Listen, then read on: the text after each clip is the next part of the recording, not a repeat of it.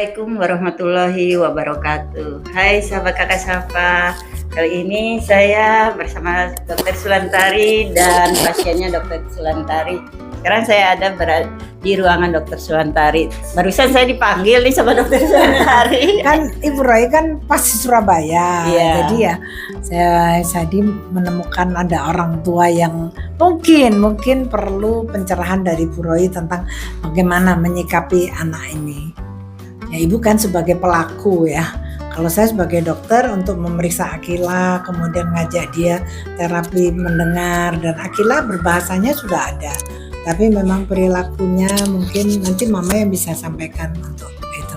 Jadi memang kita ini benar-benar ingin melakukan segala sesuatu untuk masalah penanganan gangguan dengar bicara bayi anak itu secara holistik, secara terpadu, itu tidak berhenti hanya dengan pemeriksaan dan kemudian memberikan motivasi dan kemudian menyiapkan peralatan dan bahkan auditory verbal terapi, tapi hal-hal lain yang kita masih bisa lakukan terkait dengan tugas kita sama-sama sebagai orang tua. Iya, itulah hebatnya Jala Puspa. Makanya saya berharap Menteri Kesehatan membuatlah klinik seperti Jala Puspa di setiap rumah sakit yang ada di provinsi. Hebat sekali. Saya berharap begitu Ya. supaya semakin banyak bayi anak nanti yang tertolong. Iya. Bright future for deaf baby, itu yang kita harapkan, karena mereka juga bisa menjadi anak-anak yang mandiri dan cinta kepada NKRI. Iya. Ya, gimana Bu? Perkenalkan siapa namanya? Nama saya Aulia, mamanya Akila. Ini Bu, saya kan ada keluar ini. Akila itu kalau diajak ngomong, ini kalau agak lama sedikit itu sudah merasa bosan, terus nggak mau diajak belajar. Itu saya mau bertanya sama Ibu, kan Ibu sudah, ini saya anggap sudah seperti apa ya, contoh lah. Enggak, udah pengalaman. Contoh yang berhasil membuat Safa itu Masya Allah. sampai setinggi ini, pendidikannya sampai S2 dokter. Mungkin metode yang Ibu terapkan kepada putrinya mungkin membuat putrinya tidak tertarik untuk berkomunikasi.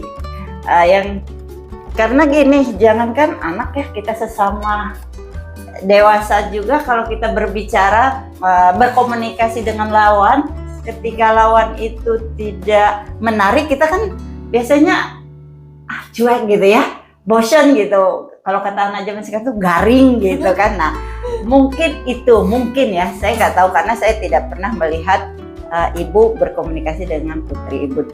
Hanya tadi saya melihat putri Ibu verbalnya sudah cukup baik menurut saya. Tadi saya sempat koreksi juga ke Ibu karena putri Ibu tadi ketika saya tanya dia belum mengerti, lantas dia nanya sama Ibu menerjemahkan. Nah, mestinya jangan. Karena nanti dia ketergantungan ke Ibu. Jadi biarkan saja. Kalau kayak kita sesama orang tua yang memiliki anak gangguan dengar mungkin mengerti, harus berkali-kali kita bertanya sampai dia mengerti. Tapi kalau sama orang umum mungkin orang nggak mengerti. Tugas kita menjelaskan kepada lawan bicaranya anak kita, Ibu, Bapak atau Mbak atau siapapun, tolong diulang lagi apa pertanyaannya.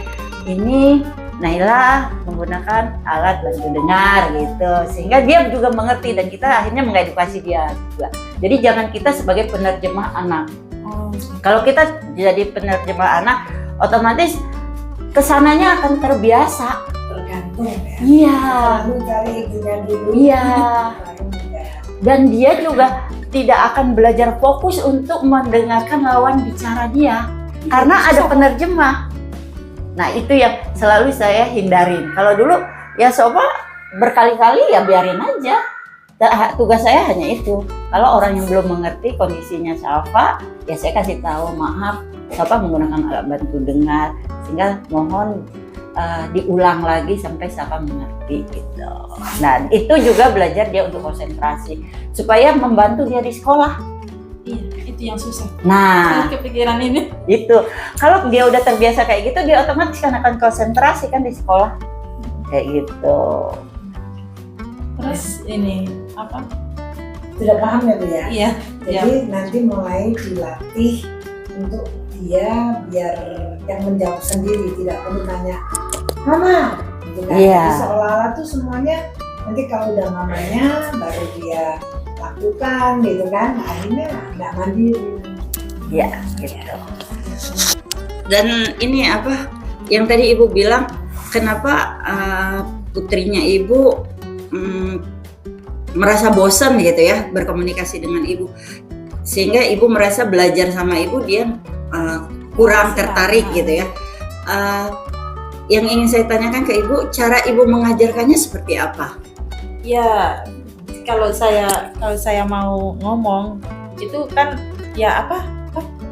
Saya ulangi lagi terus ayo Kila bisa tirukan kayak gini. Terus nggak bisa, ayo lagi cepat gitu. Sudah, ya itu sudah pergi, nggak mau lagi itu. Nah, jangan sampai anak kita itu merasa ketika kita belajar komunikasi itu merupa beban buat dia.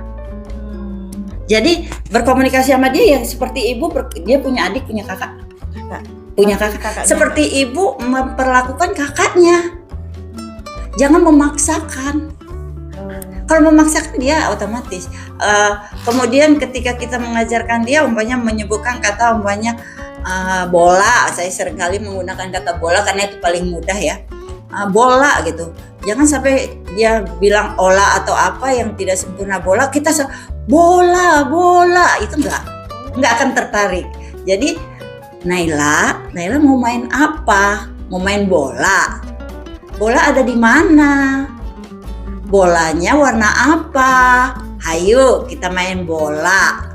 Kan kita menekankan bola. Ketika bola itu kita ada penekanan di situ. Tapi kalau kita ayo cepat bola. Oh, bisa nangis. Nangis ya. Iya, nah itu.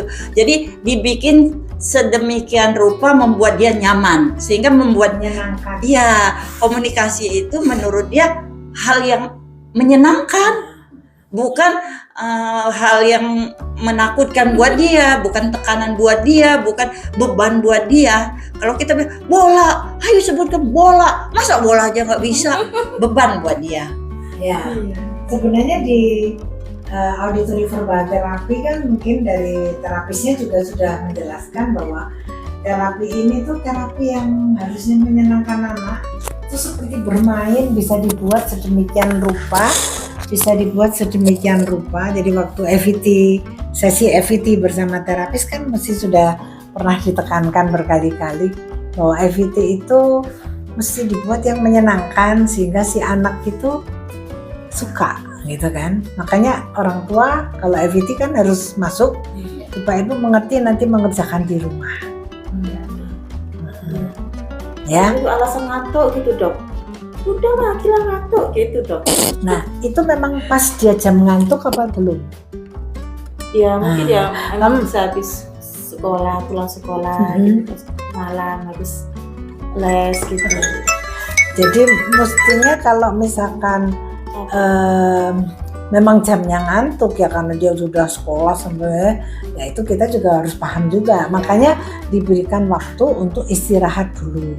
Baru kita mulaikan tadi tuh terapi tanda kutip di rumah dengan bermain. Mungkin di mindset dia juga dok udah terpikirkan bahwa belajar terapi, belajar berkomunikasi itu beban buat dia. Nah itu yang harus kita mulai sekarang rubah. Jangan menganggap, ayo kita latihan, jangan. Ayo kita main, gitu. Jangan, ayo kita belajar, jangan.